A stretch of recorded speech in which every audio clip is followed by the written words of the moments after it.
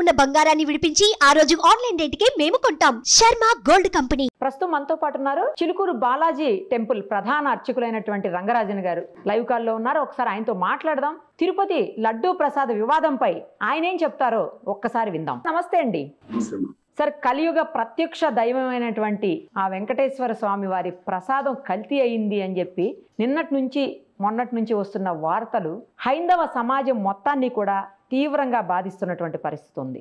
కలిపారని ఒకసారి, కలపలేదని ఒకసారి, ఇలాంటి ఒక వివాదానికి గురవటమే లడ్డు అనేది అత్యంత బాధాకరమైనటువంటి విషయం. ఏం చెప్తారు స్వామి, దీనికి అసలు ఎలాంటి ప్రక్షాళన చేయాల్సి ఉంటుంది? ఈ దేశం భారతదేశం. ఇందులో గోవుని పూజించే దేశం. గోమాత, గోవిందుడు, గంగమ్మ, గా అనే వస్తువుతోటే నడిచే దేశం.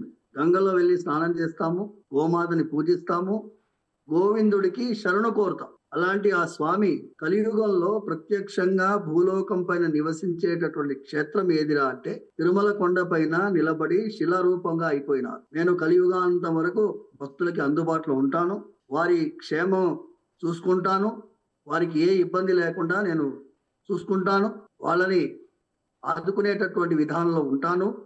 పరిత్రాణాయ సాధూనాం వినాశాయ దుష్కృతాం ధర్మ సంస్థాపనార్థాయ సంభవామి యుగే యుగే. అలాంటి ఒక క్షేత్రం తిరుమలలో ఆ స్వామి. ఆ కొండకి ఎలాంటిది అంటే 750 సంవత్సరాల ముందు వేదాంత దేశంలో మహానుభావుడు స్వామి వారి యొక్క గంట అవతారంగా భావిస్తాం మేమందరం. ప్రపద్యే తంగిరిం ప్రాయ శ్రీనివాసాను కంపయ ఇక్షుసార స్రవంత్యేవ యన్మూర్త్య చక్కరాయుతం. ప్రపద్యే, ఆ గుడి కొండకే నేను నమస్కరిస్తున్నాను. ఆ కొండ పైన కొలువున్నటువంటి ఆ వెంకటేశ్వర స్వామి శ్రీనివాసుడికి నమస్కరిస్తున్నాము. ముందంతా చెప్పులు వేసుకోకుండా పైకి ఎక్కేవాడు, మోకాళ్ళ మీద ఎక్కేవాడు. అలాంటి ఒక అద్భుతమైన క్షేత్రంలో ఆ వెంకటేశ్వర స్వామి ఆగమం ఎలా చెప్తుంది అంటే, వెంకటేశ్వర స్వామి వారికి ఆరాధన ప్రక్రియలో స్వామి వారిని ఎలా భావించాలి, అర్చకుడు అనేవాడు ఎలా ఉండాలి, ఆ స్వామి వారిని చిన్న పిల్లవాడులాగా భావించి ఆయనకి షోడశ ఉపచారాలు, స్నానం పోసేటప్పుడు గోరు కూడా ముట్టుకోకుండా చాలా జాగ్రత్తగా ఆయనని మనం భావించి అభిషేకం చేసినప్పుడు, వస్త్రాలంకారం చేసినప్పుడు, ఆభరణాల అలంకారం చేసినప్పుడు, ఆయన స్వరూపం పైన చందనం రాసేటప్పుడు చేతికి పవిత్రం ఉంటుంది, దర్భ పవిత్రాన్ని తొలగించి చందనం రాస్తాము, మళ్ళీ పవిత్రం వేసుకుంటాం. అంటే ఆ దర్భ కూడా ఎక్కడ పుచ్చుకుంటుందో అని భయపడి ఆరాధన చేస్తాం. అంత భయభక్తులతో ఉండేటటువంటి మన సనాతన ధర్మం వెంకటేశ్వర స్వామి పట్ల ఇవాళ రోజుకి 2-3 రోజుల నుంచి వింటున్నటువంటి వార్తలు మీకు బాధ అన్నారు కదా, మాకు దిగ్భ్రాంతి కలుగుతుంది. స్వామి వారికి కేవలం ప్రసాదమే కాదమ్మా, నెయ్యి, ఆవు నెయ్యి మాత్రమే వాడాలి. దేనికి వాడాలి? స్వామి వారి యజ్ఞయాగాలు. మీరు రోజు కళ్యాణోత్సవం మధ్యాహ్నం పూట లైవ్ టెలికాస్ట్ చూస్తారు కదా మీరు. కళ్యాణోత్సవంలో హోమం జరుగుతుంది కదమ్మా. హోమంలో ఏం వాడుతున్నారు? అగ్నయే స్వాహ, అగ్నయ ఇదన్నమమ, ఘృతం వాయవే స్వాహ, వాయవ ఇదన్నమమ అని యజ్ఞయాగాదులకి కూడా నెయ్యితో వాడతారు. స్వామి వారికి నైవేద్యం లడ్డు మాత్రమే కాదు, మాత్రా ప్రసాదం అని గర్భగుడి లోపలికి వెళ్తుంది. ఈ చాలా మటుకు లడ్డు బయట తయారైన దాంట్లో లోపల నైవేద్యమైన దాన్ని తీసుకొచ్చి కొన్ని కలుపుతారు. మొత్తం లడ్డు లోపల పోదు, అందులోంచి కొన్ని తీసుకొచ్చి కలుపుతారు. ఆ లడ్డూలో కూడా ఇలాంటి పదార్థం డైరెక్ట్ గా స్వామివారికి నైవేద్యం పెట్టారేమో అనేటటువంటి ఆందోళన కలుగుతున్నది. ఇవన్నీ ఎందుకు కలుగుతున్నది? ప్రభుత్వ యంత్రాంగం ఒక సెక్యులరైజేషన్ అంటారు. నేను ఫలానా పార్టీ అని నేను పోదలుచుకోలే లేదు, అందరూ భక్తులే.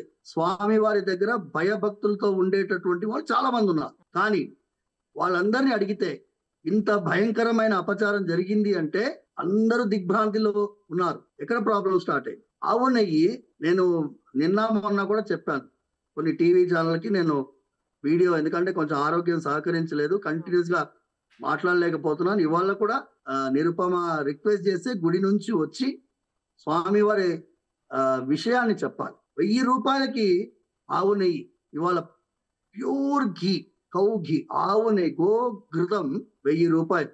650 రూపాయలు నందిని వాళ్ళు తమ యొక్క ప్రాఫిట్ అంతా వదులుకొని వాళ్ళు ఇస్తాము అన్నప్పుడు మీరు ఎందుకు 320 రూపాయలకి ఒప్పుకున్నారు?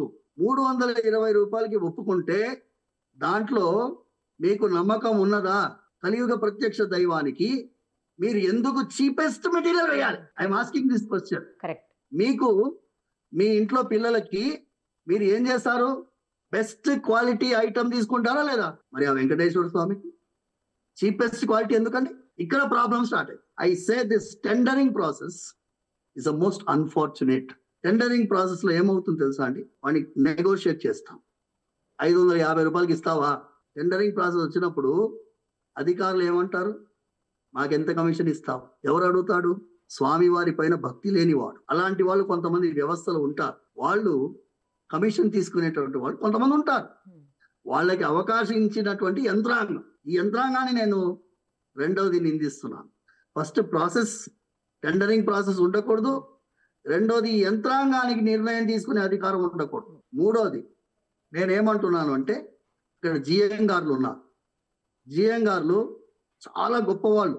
వాళ్ళకి ఫుల్ పవర్స్ ఉండేది ఒక కాలంలో. దేవాదాయ చట్టం వచ్చిన తర్వాత వాళ్ళని జస్ట్ మూలమూర్తి లాగా పెట్టారు. ఈ నెయ్యి వాడకూడదయ్యా, అస్సలు వాడకూడదయ్యా అని చెప్పొచ్చు. వాళ్ళు అర్చక స్వాములు, వాళ్ళు ఈ నెయ్యి వాడకూడదయ్యా అని చెప్పొచ్చు. వాళ్ళ మాట వినేటట్టుగా వ్యవస్థ ఉన్నదా? ఇవాళ లేదు.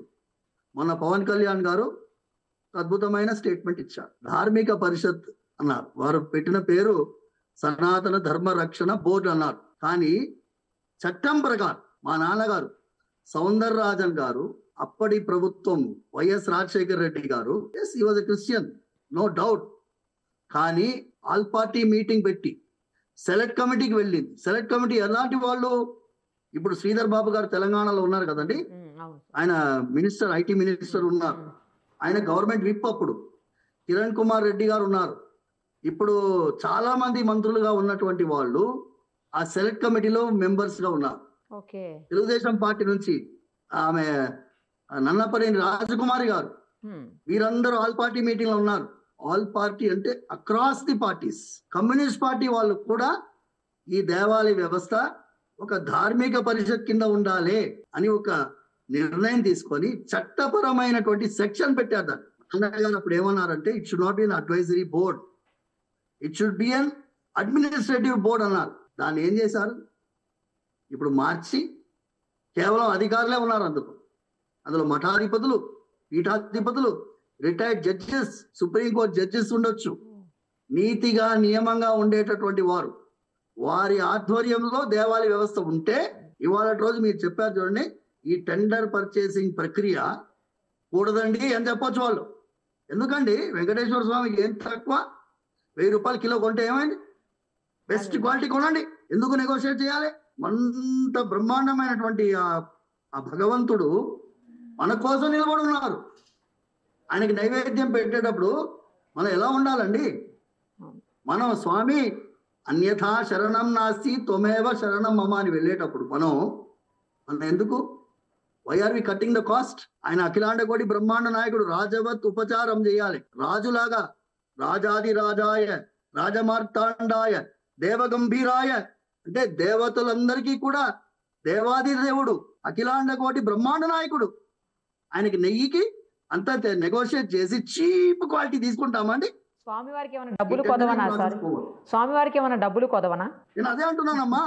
నేను ఏమంటున్నాను, ఆయనకి మొదట దొరికినటువంటి దెబ్బ గోవుల్ని రక్షించడానికి ప్రయత్నంలో దెబ్బ తాకి దానికి ఇక్కడ శుభకం పెడతాం. గోమాతని రక్షించడం కోసం ఒక గొల్లవాడు తాకిచ్చినటువంటి దెబ్బ. చిలుకూరులో పొద్దు నుంచి చెప్తున్నా భక్తులందరికీ, ఆయన మీరందరూ స్వామి వారిని క్షమాపణ వేడుకోండి, తప్పు చేశాము, మనందరం చూసాము, చూడకుండా ఉన్నాము, కనిపించినా ఒప్పుకున్నాము, ఏమి ప్రయత్నం చేయలేదు, ఆపడానికి ప్రయత్నం చేసిన వాళ్ళు చేయలేదు, అందరం కలిసి తప్పు చేశాం. అంటే వేదాంతేశ్వరుల వారిది ఇంకొక శ్లోకం గుర్తు చేస్తున్నానమ్మా. అహమస్మ్యపరాధ చక్రవర్తి కరుణేత్వం చ గుణేషు సర్వభౌమి విదుధి స్థితి మీదృశీం స్వయం మాం వృషశైలేశ్వర పాదసాత్కృత్వం. స్వామి నేను చక్రవర్తిని. స్వామి వారి దగ్గర చెప్తున్నాడు వీడు భక్తుడు, నేను చక్రవర్తి. ఎలాంటి వాడిని? అన్ని తప్పులు చేయడంలో చక్రవర్తివి. నీవు ఎలాంటి వాడివి? నీవు కరుణేత్వం చ గుణేషు సార్వభౌముడివి. నువ్వు ఎలాంటి వాడివి? క్షమిస్తూనే ఉండే గుణం ఉన్నది నీది. అలాంటి వారివి నువ్వు. ఎన్ని తప్పులు చేసినా క్షమిస్తున్నావు. నేను నా మామూలు వాడిని కాదు. నీ పాదాల దగ్గర వచ్చి నేను వాలిపోను. నువ్వు లాక్కొని వచ్చి ముక్కు పట్టుకొని లాక్కొచ్చి నన్ను పాదాల దగ్గర పెట్టుకోవాలి. ఇవాళ రోజు సమాజాన్ని మేలుకొల్పుతున్నాడు స్వామి. దేశం వ్యాప్తం కాదు, ప్రపంచ వ్యాప్తం ఈ చర్చ జరుగుతున్నాయి. అవును స్వామి. దేవాలయాలు ఈ అధికారుల చేతిలో ఎందుకు ఉండాలి? అధికారుల చేతిలో ఉంటే ఈ ప్రభుత్వమా ఆ ప్రభుత్వమా కాదు. రేపటి రోజు ఒక నాస్తికుడు ముఖ్యమంత్రిగా ఉంటే ఎలా ఉంటుంది వ్యవస్థ? Article 26 is freedom of worship. మా ధర్మానికి ఫ్రీడమ్ ఆఫ్ వర్షిప్ లేదు. అమ్మ మీరు ఒక ఆయన నిన్న సుప్రీంకోర్టు సీనియర్ అడ్వకేట్ అడిగాడు, ఏమండి మనం కోర్టుకు పోవాలండి అన్నారు. ఏమయ్యా కోర్టుకు పోయేది? ముక్కు మొహం తెలియకుండా మీరు ఉన్నారు. 2012 నుంచి దయానంద సరస్వతి గారి పిటిషన్ పెండింగ్ ఉంది సుప్రీంకోర్టులో. శబరిమలకి మాత్రం ఎవ్రీడే హియరింగ్ చేశారు. శబరిమలకి ఎవ్రీడే హియరింగ్ చేసి పనికిరాని జడ్జిమెంట్ ఇచ్చిన సుప్రీంకోర్టు ఈ 2012 నుంచి ఉన్నటువంటి ఒక పబ్లిక్ ఇంట్రెస్ట్ రిట్ పిటిషన్ దేనిపైన? ఎండోమెంట్ యాక్ట్ ఆఫ్ ఆంధ్రప్రదేశ్, అప్పుడు ఉమ్మడి ఆంధ్రప్రదేశ్, పాండిచ్చేరి, తమిళనాడు, కర్ణాటక, కేరళ, ఈ దేవాలయాలన్నీ కొన్ని 2 లక్షల దేవాలయాలు ప్రభుత్వ ఆధీనంలో ఉండి దిక్కు దివాణం లేకుండా పోయాయి. భూములు అన్యాక్రాంతం అయ్యాయి, ఆస్తులు మాయమైపోయాయి, బంగారం పోయింది. దీన్ని వెంటనే తీసుకోండి అని సుప్రీంకోర్టుకి వెళ్తే ఇవాళటి వరకు ఒక్క వాయిదా రాలేదు. నన్ను అడిగితే సుప్రీంకోర్టు సువమోటో తీసుకొని ఈ తిరుపతి మ్యాటర్ వచ్చింది కాబట్టి you will here this matter అని చెప్పి ఆర్టికల్ 26 ప్రాపర్ ఇంటర్ప్రిటేషన్ చేయాలి. మేమేమంటున్నాము అంటే ఆర్టికల్ 26 ఈస్ ప్రొటెక్షన్ ఆఫ్ సనాతన ధర్మ ఇన్ దిస్ కంట్రీ. ఇది రామరాజ్యము, ధర్మరాజ్యం. రామరాజ్యంగా ఈ దేశం ఉండాలి. అంటే కనీసం మాకు భగవంతుణ్ణి కొలుచుకోవడానికి ఫ్రీడమ్ కూడా లేకుండా పోయింది. పవన్ కళ్యాణ్ గారు మీరు దయచేసి, ఇప్పుడు మీరు చంద్రబాబు నాయుడు గారు, పవన్ కళ్యాణ్ గారు వీరిద్దరూ అద్భుతమైనటువంటి స్థానంలో ఉన్నారు. సుప్రీంకోర్టుకి అఫిడవిట్ వేసి టేక్ ఇట్ అప్ అండ్ ధార్మిక పరిషత్ ఆల్రెడీ ఉంది, దాన్ని మీరందరూ ఇంప్లిమెంట్ అయ్యేటట్టు చేయాలి. సర్వే జన సుఖినో భవంతు, సమస్త సన్మంగళాని. థ్యాంక్ యూ స్వామి. మీరు హెల్త్ బాగాలేకపోయినా కూడా లైవ్లోకి వచ్చి మీ అభిప్రాయాన్ని తెలియజేసినందుకు thank you so much. Suman టీవీలో మీ పర్సనల్ అండ్ బిజినెస్ ప్రమోషన్స్ కోసం కింది నెంబర్కి కాంటాక్ట్ చేయండి.